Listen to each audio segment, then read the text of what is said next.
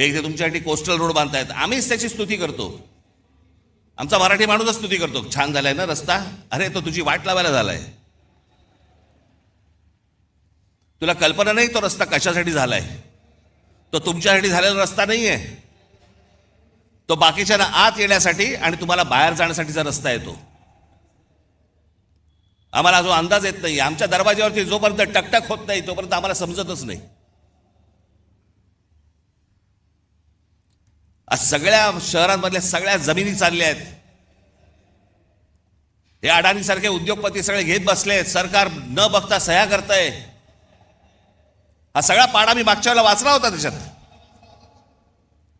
आपण महाराष्ट्र म्हणून आपलं महाराष्ट्राचं स्वतःचं अस्तित्व गमावून बसतोय, आपली महाराष्ट्राची ओळख गमावून बसतोय, आपली भाषा गमावून बसतोय. मी मागे पण सांगितलं होतं ना, एकदा ती गोष्ट हातातनं गेली की परत येणार नाही. भाषा संपली म्हणून अनेक देश संपलेले आहेत या जगामध्ये. तुम्हाला जग ज्याला म्हणतं की तुम्ही कोण आहात, मराठी माणूस आहात. मराठी माणूस आहात म्हणजे कोण आहात, मराठी भाषा बोलणारे आहात म्हणून तुम्ही मराठी माणूस आहात.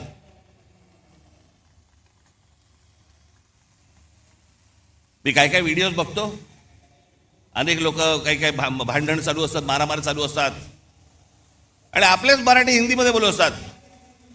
हिंदी मत बोल ना, हिंदी मत. अरे मग तू काय करतोय? जा दक्षिणेकडे बघा, तामिळनाडू बघा, आंध्र प्रदेश बघा, केरला बघा, लांब कशाला गुजरात बघा. प्रत्येक राज्य आपलं अस्तित्व टिकवणे, प्रत्येक राज्य आपली भाषा टिकवणे. आमच्याकडचे आमदार खासदार काही नाही, दुसरं काही नाही, कंत्राटदार, पैसे, रोज एवढंच सुरू आहे. फक्त महाराष्ट्र विकायला काढलाय.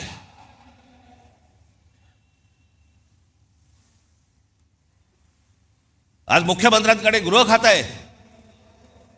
संपूर्ण महाराष्ट्रभर सगळ्या ठिकाणी ड्रग्ज विकले जात आहेत. शाळांमध्ये ड्रग्ज जात आहेत, कॉलेजमध्ये ड्रग्ज जात आहेत. तरुण तरुणी सगळे व्यसनाधीन होत आहेत ड्रग्सच्या आहारी लागून. काय करणार आहोत काय महाराष्ट्राचा? पण ग्रामीण भागामध्ये प्रगती होत नाही. ग्रामीण भागातली माझी मुलं मुली आज इथे शहरामध्ये येतात, शहरं बकाला पडलेली आहेत, शहरामध्ये ड्रग्ज मिळत आहेत, लहान लहान मुली आणि लहान लहान मुलं पळवली जात आहेत. माझ्याकडे तर एक आकडा आहे,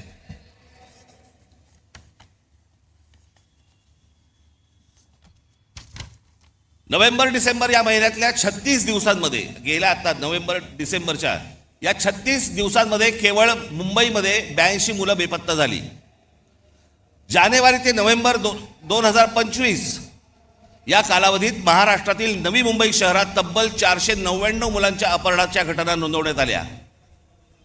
त्यातली 41 मुले अद्याप बेपत्ता आहेत. 458 पोलिसांनी, आमचे पोलीस, मुंबईचे पोलीस, महाराष्ट्राचे पोलीस हे सक्षम आहेत. म्हणून त्या आई वडिलांना त्यांची मुलं मिळाली.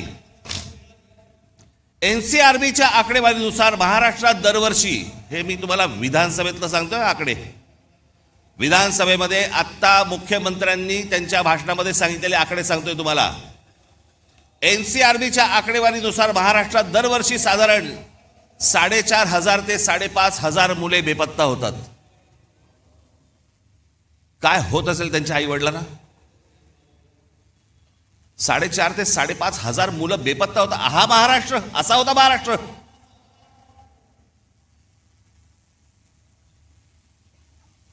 दोन 2022 मध्ये 5,398 आणि 2023 मध्ये 4,619 प्रकरणे नोंदवली गेली. या प्रकरणांमध्ये मुलींचे प्रमाण अधिक दिसते.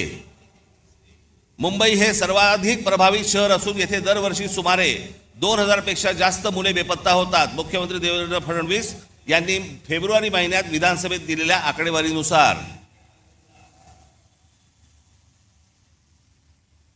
हे कोणती शहर म्हणायची हो, कोणतं राज्य म्हणायचं?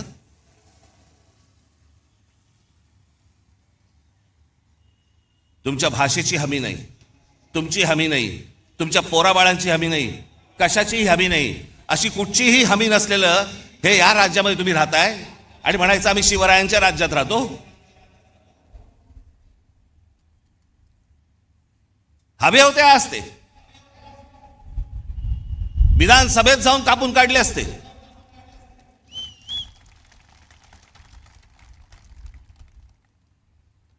पण आम्हाला माहितीच नाही. राज ठाकरे जेव्हा सांगणार आकडे त्यावेळेला आम्हाला कळणार, कारण आम्ही कशात गुंतलोय, आम्ही इंस्टाग्राम मध्ये गुंतलोय.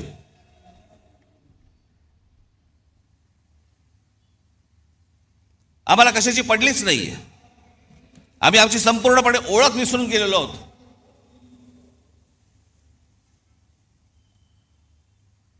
मी आज एक मुद्दा म्हणून एक गोष्ट तुमच्यासाठी आणलेली आहे. मी बोलीनच, पण त्याच्यानंतर तुमच्या लक्षात येईल तुम्ही कोण आहात, तुम्ही कोणत्या भूमीत जन्माला आलात, तुम्ही कोणाचे वारस आहात. मी नेहमी सांगतो ना, हा महाराष्ट्र दरवेळेला देशाला दिशा दाखवत आला, या हिंद प्रांताला दिशा दाखवत आला. त्या महाराष्ट्राकडे कधीतरी तुम्ही नीट जवळून पाहिलेत का, की या महाराष्ट्राची नेमकी क्षमता तरी काय आहे?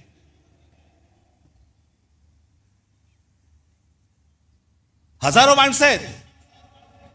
मी थोडक्यात काही माणसं तुमच्या समोर आणलीत. फक्त महाराष्ट्राची तुम्ही फक्त परंपरा, महाराष्ट्राचा फक्त इतिहास फक्त तुम्ही फक्त बघून घ्या. मी फक्त तुमच्यासमोर नावं वाचणार आहे. ही नावं माझं भाषण संपल्यानंतर तुम्ही कदाचित त्या युट्यूबवर जा. मुद्दा म्हणून सांगतो, युट्यूब बघा, कारण त्याच्यावरती चांगली माहिती असते, त्याच्यावरती चांगल्या डॉक्युमेंटरीज असतात, जगाची माहिती मिळते. इंस्टाग्राम नको. मी तुम्हाला आता फक्त काही माणसं तुम्हाला समोर वाचून दाखवणार आहेत, जे आपण विसरलेलो आहोत. आपल्या महाराष्ट्राची ताकद आपण विसरलेलो आहोत. हा महाराष्ट्र असा का? या महाराष्ट्रामध्ये, या बाहेरच्या प्रांतांमधून लोक इथे का येतात? या महाराष्ट्रामध्ये ही महाराष्ट्राची भूमी ही कोणी मशागत केली? हा सुसंस्कृत महाराष्ट्र घडला कसा? मला असं वाटतं ही फक्त नावं तुमच्यासमोर मी पटापटा पटापटा वाचतो, तुमच्या अंदाज लक्षात येईल की आपण कोण आहोत ते. पहिली संत परंपरा दिसतंय का तुम्हाला? संत ज्ञानेश्वर, संत तुकाराम, समर्थ रामदास, संत जनाबाई, संत नामदेव, संत एकनाथ. इतिहास आमच्या जिजाऊ साहेब, या देशामधली पहिली बंडखोर स्त्री, पहिली बंडखोर स्त्री, ज्या स्त्रीने, ज्या आईने स्वतःच्या वडिलांना विचारलं होतं की दुसऱ्यांकडे कशाला चाकरी करता.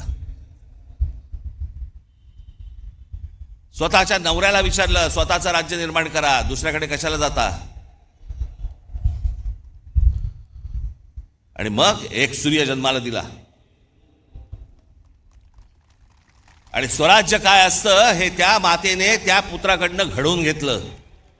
ती बंडखोर स्त्री या महाराष्ट्रात जन्माला आली. छत्रपती शिवाजी महाराज.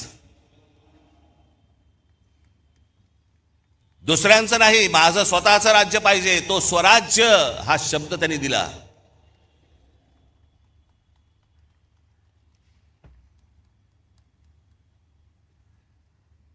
छत्रपती संभाजी महाराज, छत्रपती शिवरायांच्या मृत्यूनंतर स्वराज्य टिकवण्यासाठी आणि वाढवण्यासाठी अंतर्गत कलहाशी आणि शत्रूशी समर्थपणे आणि प्राणपणाने लढणारे धर्मवीर.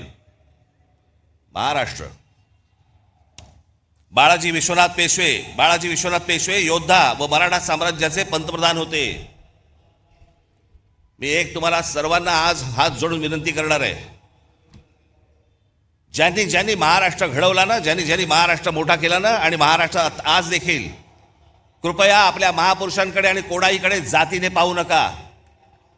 त्यांनी या महाराष्ट्रासाठी काय योगदान दिलं ना, ते सर्वात महत्वाचं आहे. हे तुम्हाला त्यांच्या मतांसाठी म्हणून तुम्हाला जातीमध्ये भिडवतायत आणि महाराष्ट्रामधून प्रत्येकाला वेगळं करतायत. हे कृपा करून करू नका.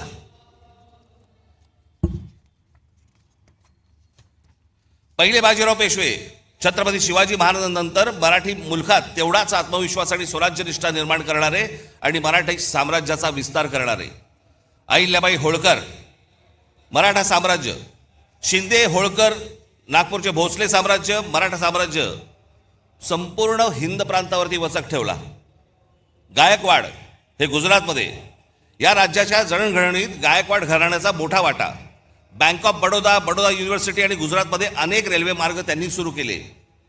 तात्या टोपे, झाशीची राणी लक्ष्मीबाई. आता ह्या 18व्या शतकातील मराठी नावं ज्यांनी मुंबईला आकार दिला, जगन्नाथ शंकर शेठ. तुम्हाला भाऊचा धक्का माहिती आहे ना? भाऊ लक्ष्मण अजिंक्य एक मराठी माणूस होता, कंत्राटदार होता, त्यांनी भाऊचा धक्का बांधला. सीताराम खंडेराव वैद्य, नाव पण माहिती नसेल तुम्हाला. सीताराम खंडेराव वैद्य म्हणजे कोण? हे जे टाटांचं ताजमहाल हॉटेल उभं आहे ना, या ताजमहाल हॉटेलचे आर्किटेक्ट.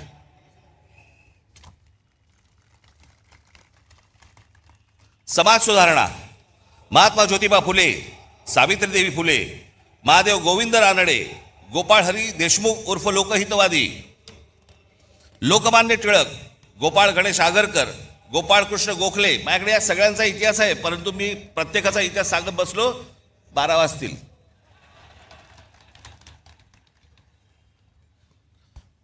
गोपाळ कृष्ण गोखले, शाहू महाराज, भारतरत्न डॉक्टर बाबासाहेब आंबेडकर,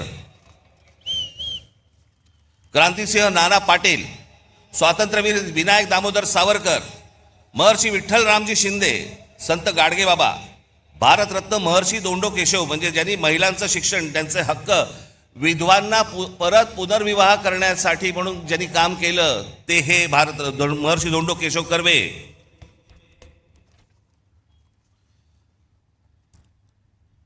रामकृष्ण गोपाळ भांडारकर, हे भांडारकर युनिव्हर्सिटी आहे ना.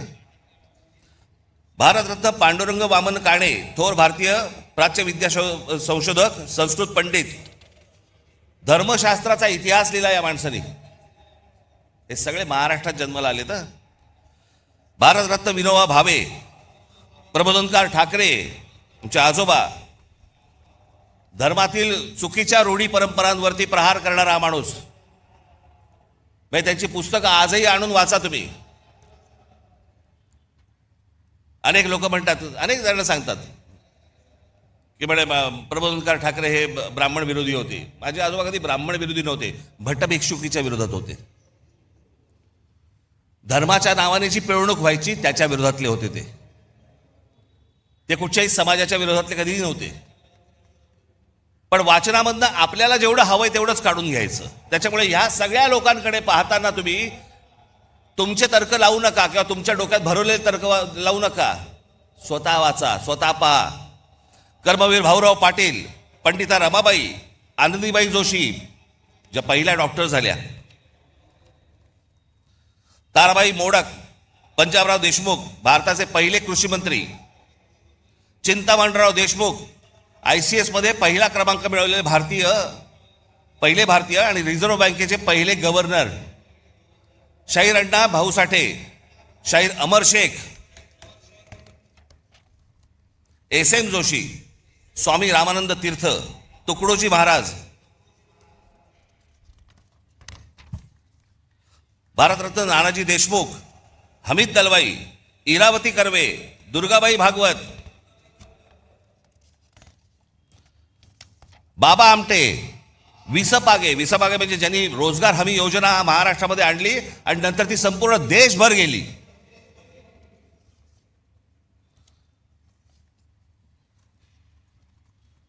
अनेक नेते होऊन गेले महाराष्ट्रामध्ये, पण एक माणूस, असा माणूस महाराष्ट्रात कशाला देशात नाही झाला, ते म्हणजे माननीय बाळासाहेब ठाकरे.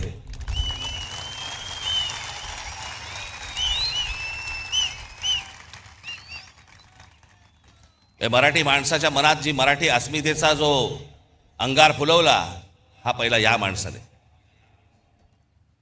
या देशातल्या हिंदूंना हिंदू म्हणून मतदान करायला लावणारा हा पहिला या देशातला माणूस. आणि जागतिक दर्जाचा व्यंगचित्रकार शरद पवार, आज अनेक गोष्टी त्यांच्या नावावरती आहेत, अनेक मतभेद असतील, पण ज्या योग्य गोष्टी आहेत त्या मला असं वाटतं योग्य असल्याच पाहिजेत.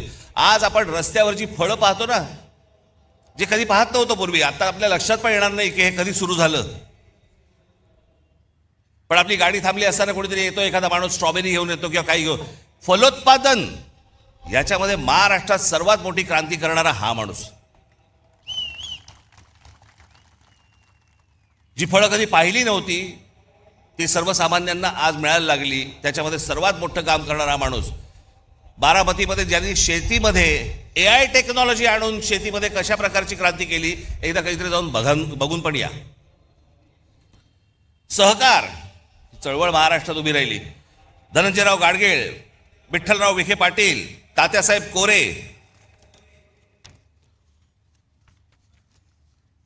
आता महाराष्ट्राच्या देशाला राजकारणातला आकार देणारे भारतीय काँग्रेस, जो काँग्रेस पक्ष आपण म्हणतो, त्या पक्षाची स्थापना महाराष्ट्रात झाली. RSS, या RSSचे 6 सरसंघचालक झाले. या 6 संघचालकांमध्ये 4 मराठी झाले आजपर्यंत, आणि निर्माण करणारा देखील मराठीच. हेडगेवार. श्रीपाद अमृत डांगे, ज्यांनी कम्युनिस्ट चळवळ मोठी केली. महाराष्ट्र. शेतकरी कामगार पक्षाची स्थापना झाली 1946 साली, स्वातंत्र्याच्या 1 वर्ष अगोदर. कळलं का? ती केली शंकरराव मोरेने आणि केशवराव झेडे आणि नाना पाटील यांनी. तुम्हाला आश्चर्य वाटेल, कांशीराम यांचे आज तुमचा तो कुठचा पक्ष, बहुजन समाज पार्टी. पण ही बहुजन समाज पार्टी नंतर झाली. पहिली जी संघटना स्थापन केली बामसेफ, ती या महाराष्ट्रातल्या पुण्यामध्ये खडकीमध्ये तरी स्थापन केलेली आहे बामसेफ. या सगळ्या गोष्टींची मुळं जर तुम्ही बघितली तर ही सगळी महाराष्ट्र आहेत. इतिहासकार, ज्या इतिहासकारांकडे या देशातले सगळे लोक किंवा बाहेरच्या देशांमधले लोक ज्यांच्याकडे टवकारून बघतात, असे काही इतिहासकार म्हणजे विका राजवाडे, गोविंद सखाराम सरदेसाई, त्र्यंबक शेजवलकर, वासुदेव सीताराम बेंद्रे, बाबासाहेब पुरंदरे, रणजित देसाई, गजाननराव मेहेंदळे. आमचे गजाननराव आत्ताच गेले.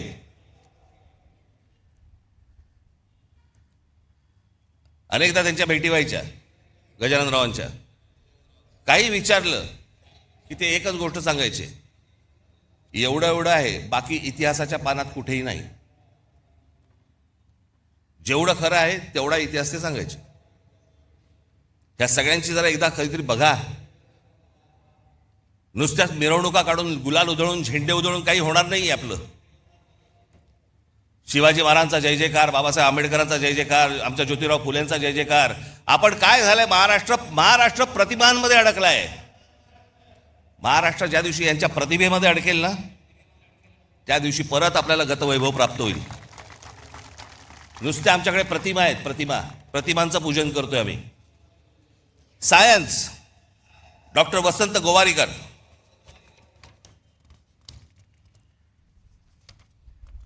बाकीची पानं कुठे गेली रे?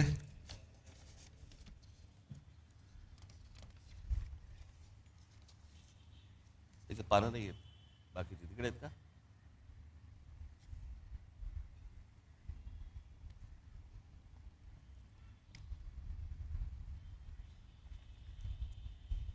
इधर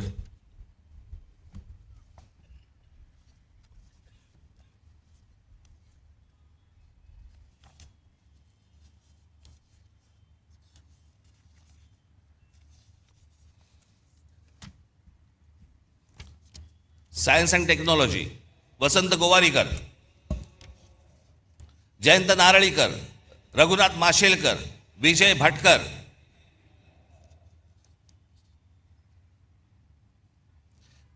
तुम्हाला कदाचित कल्पना नसेल, परंतु एक गोष्ट सांगतो. शिवकर बापूजी तळपदे नावाचे जे गृहस्थ झाले, त्यांनी राईट्स बंधू म्हणजे ज्यांनी विमान उडवली ना, त्याच्याही 8 वर्ष आधी 1895 मध्ये मुंबईच्या गिरगाव चौपाटीवरती मरुत्सका नावाचे मानवविरहित विमान यशस्वीरित्या उडवले. हे घडवणारे महाराष्ट्रात. पत्रकार बाळशास्त्री जांभेकर,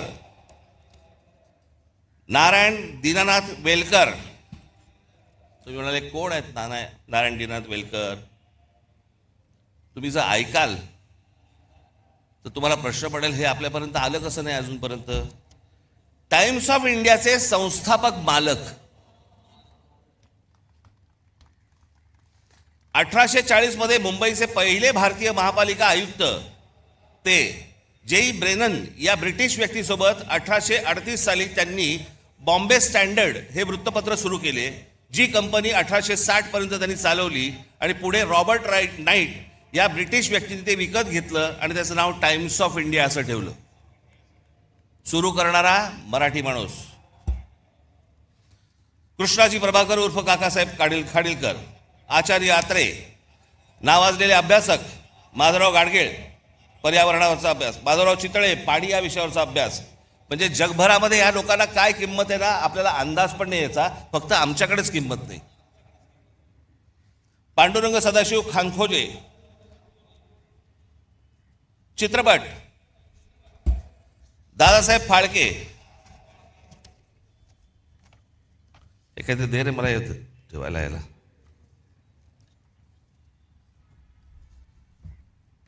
दादासाहेब फाळके, बाबूराव पेंटर, व्ही शांताराम. त्याच्यानंतर आपल्याकडच्या चित्रपट क्षेत्रातील काही मीनाक्षी शिरोडकर, शोभना समर्थ, माधुरी दीक्षित, सुलोचना. अजून एक नाव तुम्हाला सांगणार आहे ज्याच्यामध्ये तुम्हाला प्रश्न पडेल की अरे अजूनपर्यंत आम्हाला कसं माहित नाही. हिंदी चित्रपट सृष्टीमधले जवळपास 6300 गाणी. मी सांगितल्यावर तुम्हाला कळेल, 6300 गाणी ज्या जोडीने दिली त्या जोडीचं नाव आहे लक्ष्मीकांत प्यारेलाल. त्या लक्ष्मीकांत प्यारेलाल मधले लक्ष्मीकांत हे कुडाळकर होते आणि आपल्या कुडाळमधले होते राहणारे. हे आजपर्यंत आम्हाला कोणी सांगितलं नव्हतं. मला माहिती होतं अर्थात, पण आमच्या महाराष्ट्रामधला एवढा मोठा संगीतकार होऊन गेला याचं आम्हाला काही कौतुक काही नाही. आमच्या लोकांबद्दल आम्हाला कौतुकच नाही. अहो आत्तापर्यंत आपल्याला 8 साधारणपणे भारतरत्न मिळाली. या 8 भारतरत्नांमध्ये 4 भारतरत्न ही एकट्या दापोलीमधली आहेत, पण आम्हाला काही देणं घेणंच नाही त्याच्याशी. पावा काणे, धोंडो केशव कर्वे, विनोबा भावे. आमच्या बाबासाहेबांचा जन्म इंदोरचा, पण संपूर्ण बालपण मोठेपण सगळं त्यांचं तिकडे दापोलीत गेलं. आम्हाला काही देणं घेणंच नाही या गोष्टींशी. आम्हाला आजूबाजूला पाहायचंच नाहीये. आमचा महाराष्ट्र मेला तरी चालेल. आम्हाला कंत्राटदाराकडनं पैसे मिळाले पाहिजेत.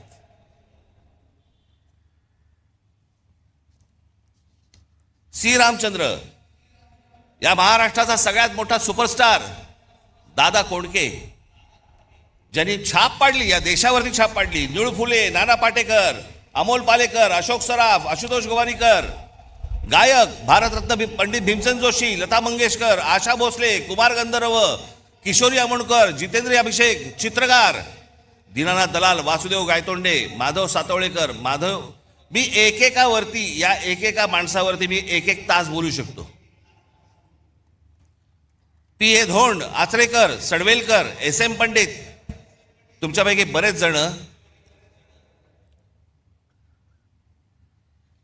हे त्या तामिळनाडूला आपल्या स्वामी विवेकानंदांचं जिथे पुतळा आहे ना, तिथे काही जण गेला असाल.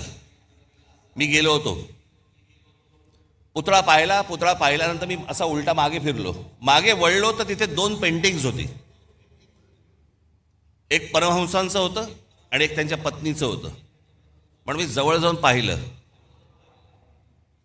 तर ते एस एम पंडितांचं पेंटिंग होतं. दोन्ही पेंटिंग एस एम पंडितांची होती. या इथे बाजूच्या गल्लीत राहायची. इथे आम्हाला काही देणं घेणं नाही. आम्हाला कलेशी देणं घेणं नाही, संगीताशी नाही, साहित्याशी नाही, कशाशी नाही. फक्त आमच्याकडे झालंय जयंत्या आल्या, पुण्यतिथ्या आल्या की आम्ही फक्त मिरवणुका काढून ढोल वाढवायला सुरुवात आमच्याकडे. पण आमच्याकडे काय पेरून ठेवलंय, काय होऊन गेलंय याचा आम्हाला अंदाजच नाही. शिल्पकार सदाशिव साठे म्हणजे गेटवे ऑफ इंडियाचा जो पुतळा आहे तो शिल्पकार साठेंनी उभा केला आहे.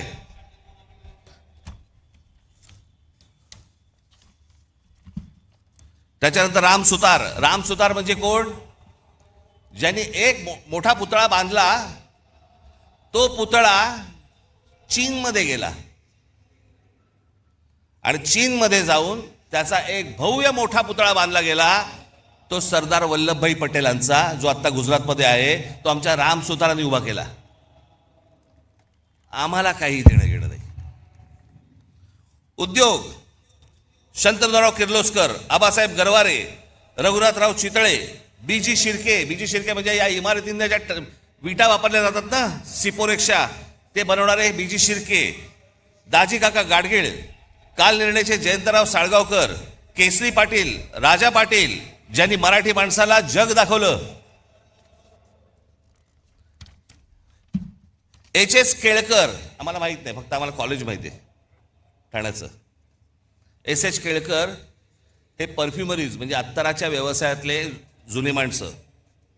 या केळकरांकडचा जो अर्क आहे ना, तो परदेशातले बरेचशा मोठे जी काही तुम्ही आता परफ्यूम जे वापरता ना, त्याचा जो अर्क आहे हा एस.एच. केळकरांकडनं जातो महाराष्ट्रातनं. राजीव सामंत, सुला वाईन्स. कॅमलिनचे दांडेकर, जे लहानपणापासून आपण जे बघत आलो ना, कंपास पेटी आणि सगळ्या गोष्टी, ह्या संपूर्ण देशभर व्यवसाय उभा करणारे महाराष्ट्राचे दांडेकर. आनंद देशपांडे, रवी पंडित, बाबा कल्याणी, वासुदेव कोल्हटकर, केशव विष्णू पेंढरकर. नाटकामध्ये विष्णुदास भावे, राम गणेश गडकरी, बाल गंधर्व, केशवराव भोसले, विजय तेंडुलकर, महेश एलकुंचवार, विजया मेहता, वसंत कानेटकर, श्रीराम लागू, मोहन आगाशे, जब्बार पटेल, सतीश आळेकर. साहित्य कवी केशव सूत, कुसुमाग्रज, पु ल देशपांडे, गदी माडगुळकर, विंदा करंदीकर, शांता शेळके, नारायण सुर्वे, चिंतामण त्र्यंबक खानोलकर, बाबूराव बागोल, सुरेश भट, बंडखोर नामदेव ढसाळ. क्रीडा, दिबा देवधर, मी अगदीच थोडक्यात आणली आहे ही यादी. दिबा देवधर, बापू नाडकर्णी, विजय मांजरेकर, विजय हजारे, सुनील गावस्कर, अजित वाडेकर, दिलीप वेंगसरकर, सचिन तेंडुलकर, प्रवीण ठिपसे, ग्रँड मास्टर बुद्धिबळ, भाग्यश्री ठिपसे, ग्रँड मास्टर बुद्धिबळ, अभिजित कुंटे, ग्रँड मास्टर बुद्धिबळ, खाशाबा जाधव. नावाजलेले अभ्यासक हे झाले मगाशी. एवढं भरभरून आपल्याला महाराष्ट्राला दिलंय, आपल्याला काही याची किंमत, आपण याच्यासाठी काही करतोय? ह्यांच्यासाठी नाही, आपण काही वेगळा विचार करतोय का? महाराष्ट्र कुठे होता? महाराष्ट्र अख्खा देश टवकारून बघायचा महाराष्ट्रामध्ये काय चाललंय, महाराष्ट्रात नवा विचार कोणता येतोय, महाराष्ट्रात आम्हाला काय देणार आहे. या नवीन विचाराला सतत बघणारा हा देश आज महाराष्ट्राला काय देतोय. आमच्या क्रिकेट टीम मध्ये देखील आज महाराष्ट्राचे, मुंबईचे कोण नाही हो. कोण मराठी आहेत मला जर दाखवा. एक काळ असा होता की 11-12 प्लेयर मध्ये जवळपास 8 ते 9 हे मुंबईचे लोक असायचे, महाराष्ट्राचे लोक असायचे. कुठे कमी पडतोय आम्ही? आम्ही विचारच करत नाही आहोत. आम्हाला महाराष्ट्र कसा घडवायचा आहे याचा आमचा विचारच संपलेला आहे. आमच्यावरती सरकार येत आहेत आणि लादतायत, वाटेल त्या गोष्टी रोज येत आहेत, नवीन कायदे करतायत, नवीन नियम करतायत. आम्हाला लक्ष द्यायला वेळ नाही. आम्ही गुंतलोय करमणुकीमध्ये. तुम्हा आम्हाला महाराष्ट्रातल्या या जनतेला सगळ्यांना मिळून, तरुण आणि तरुणींना, नवीन येणाऱ्या लोकांना, मुलांना हा भविष्यातला महाराष्ट्र घडवायचा आहे. हा तुम्ही आम्हीच घडवायचा आहे. सरकारवरती अवलंबून राहून होणार नाही. आणि म्हणून मी आज एक नवीन योजना तुमच्या समोर आज आणतोय. 2006 साली याच व्यासपीठावरती इथे उभं राहून मी म्हटलं होतं की मी महाराष्ट्राचा विकास आराखडा आणीन, महाराष्ट्राची मी ब्ल्यूप्रिंट आणीन. मग एका पत्रकार परिषदेत मला एका पत्रकाराने विचारलं ती तुमची ब्ल्यू फिल्म कधी येणार आहे. तर मी म्हटलं की मी ती आणली असतं बरं झालं असतं, त्यांनी किमान पाहिली तरी असती. पण त्या 2006 साली मी जेव्हा म्हटलं होतं मी महाराष्ट्राची ब्ल्यूप्रिंट आणि महाराष्ट्राचा विकास आराखडा आणि 2014ला आणला. 2006 ते 2014 महाराष्ट्रात जिथे जिथे मी गेलो, जिथे जिथे पत्रकार परिषदा झाल्या, सर्वजण कुत्सितपणे मला विचारायचे, काय ते ब्ल्यूप्रिंटचं काय झालं, कुठपर्यंत आलं, ते विकास आराखड्याचं काय झालं, कुठपर्यंत आलं. प्रत्येक पत्रकार परिषदेमध्ये असताना, चालू असताना किंवा नंतर हे प्रश्न असायचेच. जेव्हा आणली 2014, आज 2026, या क्षणापर्यंत मला कुठच्या पत्रकारांनी प्रश्न विचारलेला नाही त्या ब्ल्यूप्रिंटमध्ये आहे काय, कारण वाचलीच नाही. त्यांना वाचण्यात इंटरेस्ट नव्हता, हिणवण्यात होता. असो, पण तो काळ लोटला गेला. आज जवळपास त्याही गोष्टीला आज 12 वर्ष होऊन गेली. अनेक तज्ज्ञांना त्यावेळेला बरोबर घेतलं होतं, अनेक गोष्टी त्यामध्ये केल्या होत्या. गेल्या 10-12 वर्षामध्ये अनेक महाराष्ट्रही बदलला, खूप गोष्टी बदलल्या, विचारात महाराष्ट्र बदलला. आणि म्हणून मला असं वाटलं की काय करावं, कारण मी अनेकदा वाचत असतो वर्तमानपत्रांमध्ये, काही लेख येतात वर्तमानपत्रांमध्ये, अनेक चांगल्या सूचना येतात, अनेक काही नवीन गोष्टी निर्माण करण्यासाठीच्या गोष्टी येतात. आणि मग विचार केला की या सगळ्या गोष्टींसाठी एक कुठेतरी आपल्याला एक प्लॅटफॉर्म उभा करायला लागेल. या महाराष्ट्रामधली लोक, महाराष्ट्राच्या बाहेरची कोणी, की महाराष्ट्रामध्ये नेमकं काय व्हायला पाहिजे, महाराष्ट्रामध्ये नेमकं काय घडलं पाहिजे, महाराष्ट्रात ते नेमकं घडलं ते कसं घडलं पाहिजे, अशा अनेक लोकांकडे अनेक योजना तयार आहेत. परंतु सांगायच्या कोणाला, मांडायच्या कोणाला, सरकार म्हणजे कोण, बोलायचं कोणाशी, मांडल्यानंतर सांगितल्यानंतर ते बघणार कोण आहे, आम्हाला उत्तर कधी मिळणार. आणि म्हणून या सगळ्या गोष्टींचा विचार करून मी एक नवीन वेबसाईट आत्ता महाराष्ट्राला मी आत्ता अर्पण करतोय, की ज्या वेबसाईटवरती तुम्ही येऊन तुमचे विचार, पण विचार जय महाराष्ट्र साहेब, चालणार नाही साहेब, भावी मुख्यमंत्री तुम्हीच, डिलीट, असल्या कुठच्याही गोष्टींना त्या याच्यावरती स्थान नाही. नवा विचार करा, या मोबाईलच्या जोखडातनं बाहेर या, या करमणुकीच्या गटारगंगेतनं बाहेर या. हा तुम्हा आम्हालाच महाराष्ट्र उभा करावा लागेल, हा तुम्हा आम्हालाच महाराष्ट्र वाचवावा लागेल. आणि याच्यासाठीचं म्हणून हे पहिलं पाऊल आहे. म्हणून आज तुमच्या समोर महाराष्ट्र नेक्स्ट, महाराष्ट्र पुढचा मी तुमच्या समोर उभा करतोय. आता दाखवा रे,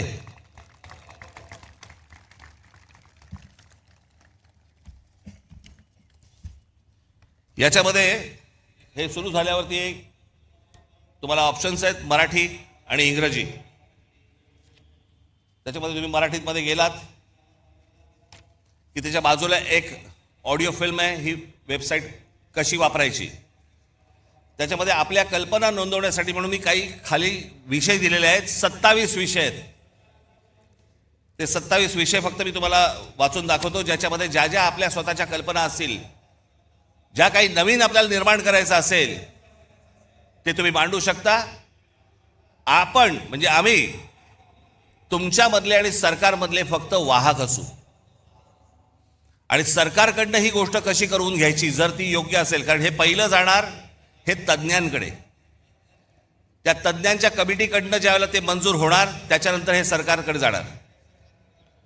त्याच्यामुळे ही 27 तुम्हाला इथे गोष्टी दिलेल्या आहेत. त्याच्यामध्ये शेती, रस्ते आणि पायाभूत सुविधा विकास, आरोग्य सेवा व सार्वजनिक आरोग्य व्यवस्था, जमीन, पायाभूत सुविधा, औद्योगिक वसाहती, व्यवसाय सुलभता, प्रादेशिक औद्योगिक संतुलन व सर्वसमावेशक, शालेय उच्च व तंत्र शिक्षण सुधारणा, आदिवासी विकास, सर्वसमावेशक आणि सशक्त महिला व बाल, रोजगार व रोजगार निर्मिती, आपत्ती व्यवस्थापन आणि आपत्तीपूर्व तयारी, क्षेत्रनिहाय औद्योगिक धोरण, गुंतवणूक प्रोत्साहन व थेट विदेशी गुंतवणूक, स्टार्टअप्स आणि भविष्यवेधी उद्योग, ग्रामीण अर्थव्यवस्था आणि ग्रामीण उद्योग विकास, शहरांचा शाश्वत विकास, क्रीडा व युवा विकास, मराठी भाषा संस्कृती ज्ञान परंपरेचा विकास, पारंपरिक आणि अपारंपरिक ऊर्जा, हवामान बदल, पर्यावरण आणि प्रदूषण, सूक्ष्म लघु व मध्यम उद्योग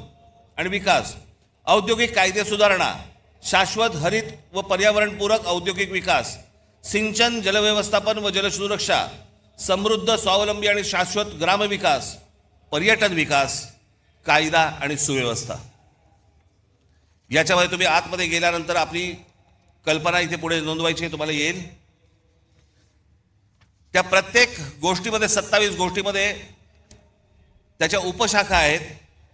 समजा तुम्ही रोजगार आणि रोजगार निर्मिती हा जर विषय घेतला तर त्याच्यामध्ये रोजगार विमुख, कौशल्य प्रशिक्षण, उद्योजकता वगैरे वगैरे असे बरेच विषय त्याच्यामध्ये आहेत. ते झाल्यानंतर पुढे जेव्हा तुम्ही जाल त्याच्यानंतर तुम्ही तुमची कल्पना त्याच्यावरती नोंदवायची आणि त्याच्या खाली गरज असल्यास तुम्हाला काही फाईल अपडेट करायची असेल, फोटो टाकायचा असेल त्याच्याबरोबर तुमच्या म्हणण्याला, तोही तुम्ही टाकू शकता. त्याच्यानंतर तुम्ही पुढे गेलात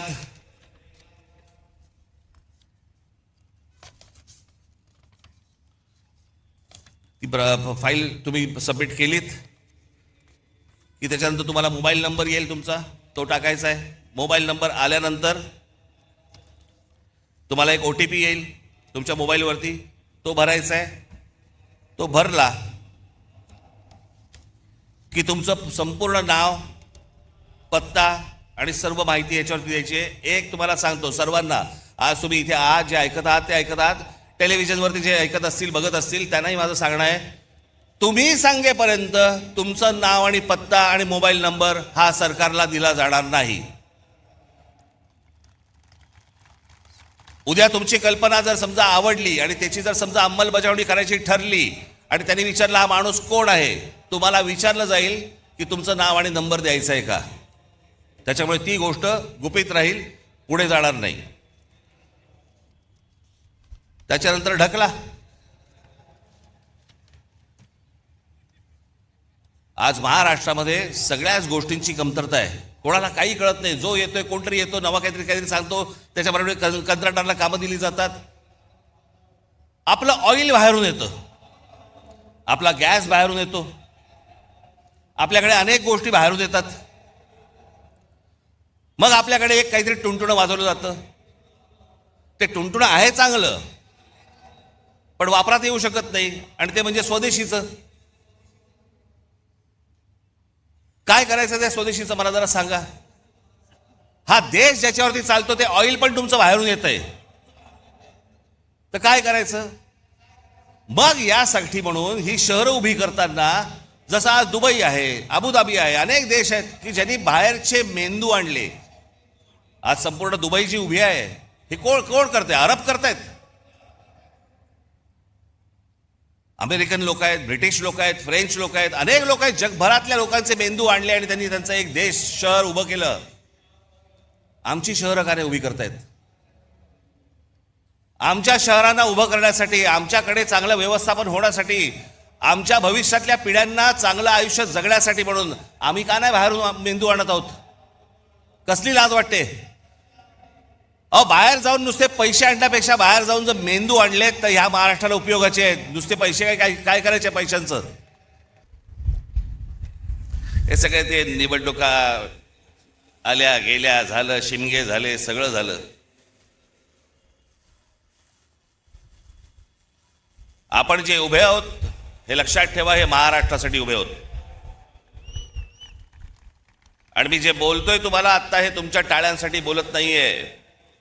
मी जो तुम्हाला शब्द दिलाय, या महाराष्ट्राचं गतवैभव प्राप्त करण्यासाठी म्हणून आपल्याला जी सत्ता घ्यायची, ती सत्ता भविष्यामध्ये आपण हातामध्ये घेणार म्हणजे घेणार. हे मी फक्त तुमच्या टाळ्यांसाठी सांगत नाही, तो माझा आत्मविश्वास आहे. पण आता काय, पुढच्या 3 वर्ष काही निवडणुका नाहीत या महाराष्ट्रामध्ये. त्याच्यामुळे कंत्राटदारांकडनं पैसे खायला सगळेच मोकळे आहेत.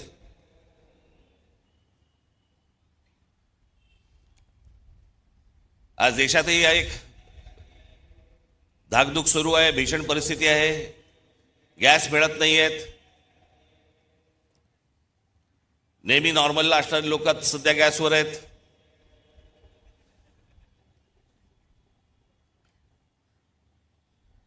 खरं तर काही गोष्टी आपल्याकडनं राहून गेल्या, आपल्या पंतप्रधानांकडनं पण राहून गेल्या. जो इराण इतकी वर्ष आपल्याला साथ देत होता, त्या इराणवरती ज्या प्रकारचे हल्ले होत आहेत आज, आपण इराणला साथ द्यायला पाहिजे होती.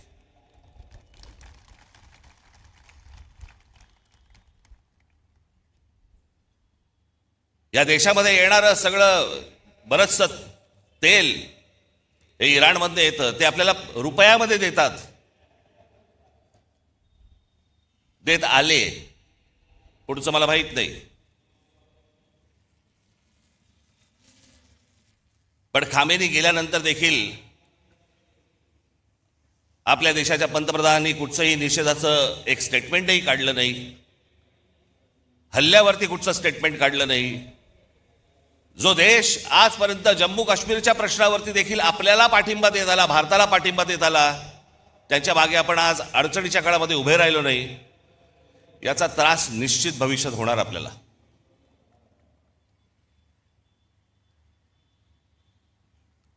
आज सगळ्या बाजूने समजतच नाही की नेमके आपण कुठे चाललो आहोत, काय चाललो आहोत. या देशामधली राज्य कुठे चालली आहेत, या देशामधली लोक कुठे चालली आहेत, प्रगती कुठे होतीये. मी आत्ताच गेल्या जानेवारीमध्ये आपली इथे जाहीर सभा झाली, त्यावेळेला मी अनेक लोकांचे वाभाडे काढले इथे. आपण पण किती अडाणी आहोत हे पण सांगितलं.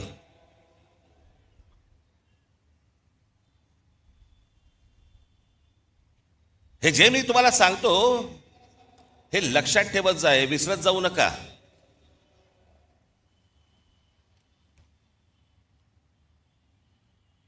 आज फुरसतीत आलायत ना, फुरसतीत आहात ना जरा.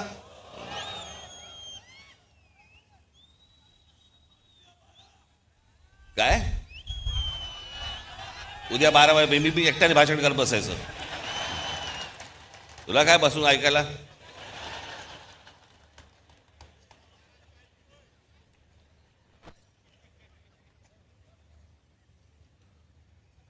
मी ज्या वेळेला राजकारणामध्ये आलो त्यावेळेला माझं पहिलं जेव्हा भाषण झालं आणि त्या पहिल्या भाषणानंतर मला जेव्हा माननीय बाळासाहेबांनी बोलवलं, एक वाक्य सांगितली होती त्यावेळेला. काही जसं स्क्रू फिट व्हावा ना तशी आतमध्ये गेली ती वाक्य. त्यावेळेला त्यांनी मला सांगितलं होतं की भाषण जेव्हा करशील तेव्हा एक गोष्ट लक्षात ठेव, काय बोललो याला महत्व नाही, आज तू येऊन त्यांना काय दिलंस याला महत्व आहे. समोरच्यांना विचार करायला काय दिलंस. आणि मी नेहमी एक भाषण करताना माझ्यावरती एक मानसिक दडपण पण असतं की मी आज काय तुम्हाला देऊ, काय सांगू तुम्हाला, नवीन काय देऊ,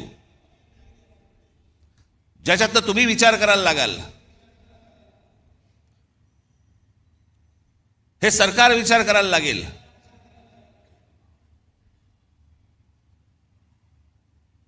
पण आज तुम्हाला सगळ्यांना, देशालाच अख्ख्या करमणुकीमध्ये गुंतवून ठेवले. करमणुकीमध्ये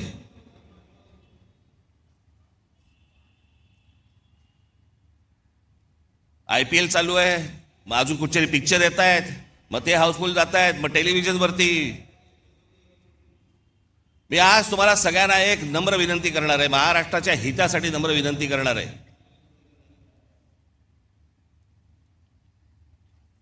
पहिल्यांदा त्या मोबाईल फोनच्या इंस्टाग्राम मधनं बाहेर या.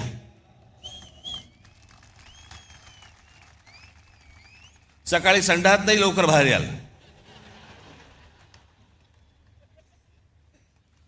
मध्यंतरी ते आमचे ते काय ते रील बाज वगैरे सगळे आले होते, मी माझ्याकडे नव्हतं ते मोबाईलवरती, ते टाकलं. ते गुंतायला होतं त्याच्यात. मी मागे म्हटलं होतं ना, ते डान्स बार बंद झाले ना त्याची लक्षणं आहेत ती. तिकडे ते बंद झालं, इथे मोबाईलवर सुरू झालं.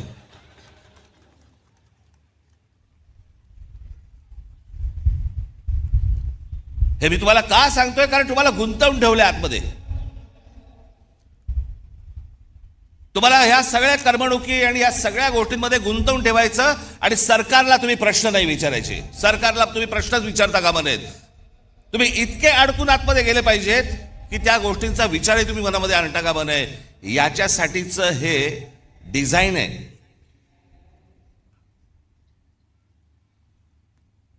हे फक्त भारतात सुरू नाही आहे, जगभर सुरू आहे की सरकारांना प्रश्नच विचारू नयेत आणि तुम्ही अडकून राहावं. IPL मध्ये अडकावं, चित्रपटामध्ये अडकावं, टेलिव्हिजनमध्ये अडकावं, मोबाईलमध्ये अडकून राहावं. मोबाईल तर आपला एक अवयवच झालाय आणि म्हणून आजूबाजूला आपल्याला काही बघता येत नाही, पाहता येत नाही, विचार करता येत नाही. जसे पूर्वीच्या काळामध्ये लोक जसे रस्त्यावरती येत असत, आता काही नाही, मी माझा राग व्यक्त केला मोबाईलवर, आता कशाला रस्त्यावरती येऊ. हे तुम्हाला गुंतवून टाकणं आहे. आणि मग महाराष्ट्रामधले जे प्रश्न आहेत, महाराष्ट्रातले जे सत्ताधारी आहेत, यांना प्रश्नच विचारायचे नाहीत. एका बाजूला आमच्या टेलिव्हिजन चॅनलवाल्यांची वाट लावून ठेवली आहे. सारखा वरून दबाव, सारखा वरून दबाव. ही बातमी टाकायची नाही, या बातम्या करायच्या नाहीत, ही करायची नाही, सरकारला विरोध करायचा नाही, विरोध केला बातम्या बंद करू, तुमच्या जाहिराती बंद करून टाकू, नोकरीवरून काढून टाकू. त्याच्यामुळे तुमच्यापर्यंत बातम्या पोचवायच्या नाहीत खऱ्या. हे अशा एका विचित्र परिस्थितीमध्ये देश अडकलेला आहे, हे राज्य अडकलेले आहे, सगळेच अडकलेले आहोत. अर्थात अशा काही गोष्टी ज्या होतात ह्या काही कायमस्वरूपी बसत नसतात. खालून काठी नाही बसली तर वरून बसतेच.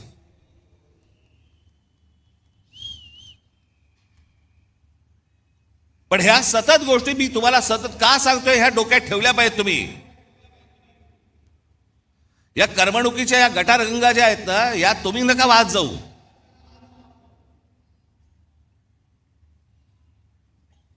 उद्या काय आपल्या आजूबाजूला निघून गेलंय ना, कळणार पण नाही, थांग पत्ता पण लागणार नाही तुम्हाला. कारण आम्ही अडकले मोबाईलमध्ये.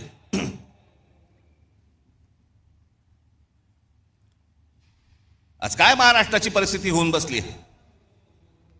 हे आमचे मुख्यमंत्री सांगतायत विकास करतोय, विकास करतोय. $3 ट्रिलियन इकॉनॉमी करायची महाराष्ट्राची.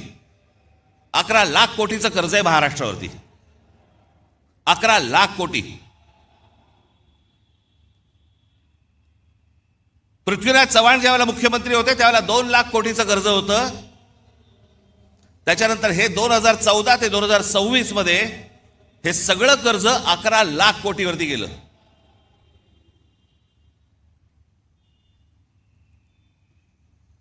शहरांची अवस्था बघा.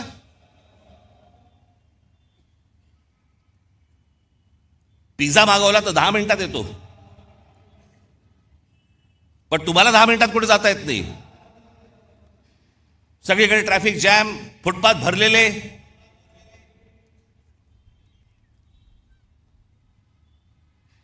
काय आयुष्य नावाची काय गोष्ट असते की नाही एखाद्याच्या, तुमच्या मनात येते की नाही की माझं काय आयुष्य आहे.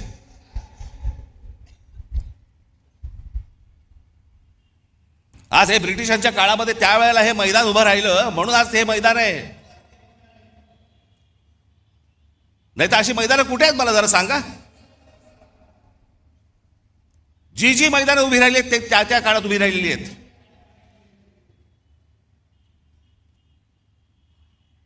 आपण काय मुलांसाठी काय करतो, लहान लहान मुलांसाठी काय बागा तरी तयार करतोय का आपण. त्या बागा बघितल्यानंतर तिकडे जावंसं तरी वाटतंय का.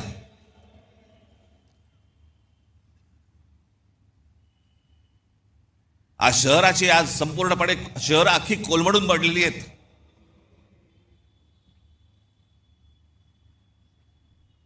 मी मध्यंतरीच मुख्यमंत्र्यांना भेटलो, उपमुख्यमंत्र्यांनाही भेटलो.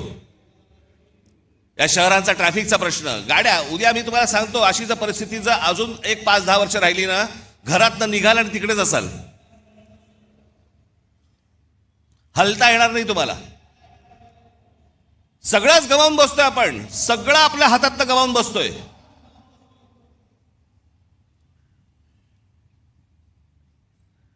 आज ग्रामीण भागामधला माझा तरुण, माझ्या तरुणी शेतीकडे वळायला तयार नाहीत. ते म्हणतात नाही आम्हाला शहरात जायचंय. शहरात आल्यावर ही शहराची अवस्था. या देशातलं महाराष्ट्रातलं प्रत्येक शहर बघा ना, त्याला काही आकार ना उकार ना काही नाही त्याला. कोणी येतंय, कुठेही इमारती बांधतंय, कोणी काहीही करतंय, कोणालाही कसल्याही परवानगी दिली जात आहेत. आणि तुम्ही ते पाहता आणि राग मोबाईलवरती व्यक्त करताय. हेच त्यांना हवंय की तुम्ही रस्त्यावरती येताच कामा नयेत, तुम्ही या गोष्टींचा विचारच करता कामा नयेत. असेच सडा, असेच मरा.